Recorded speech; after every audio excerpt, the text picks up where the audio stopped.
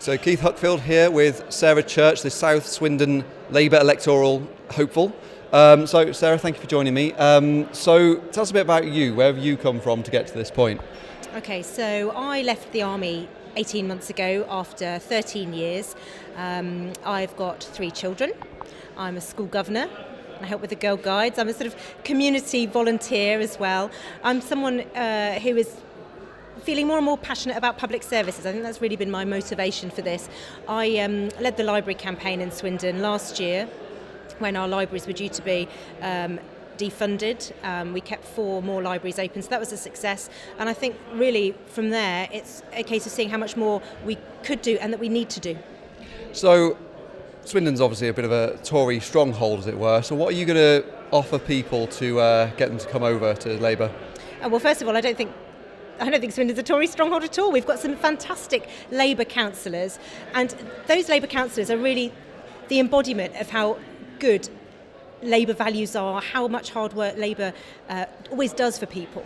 So I think that people can see there has to be another way. I think what we're seeing is such an amount of damage being done by the Conservatives, nationally and locally, that we have to stand up and we have to stop it now before it really gets worse. In 5 years' time, it will be too late.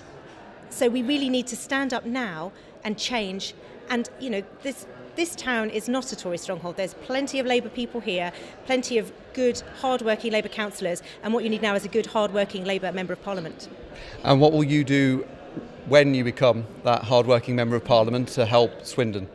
The most important thing is to represent the people in Swindon in Parliament, to hold the government to account on what they do as it relates to us, rather than representing what the government says down to us here in Swindon. It's important that our voice is heard, and I think particularly now as we're looking into the Brexit negotiations, the stance that Theresa May has taken to alienate those people with whom we need to do deals, I'm genuinely concerned for the 10,000 jobs in this town that rely on trade with the European Union.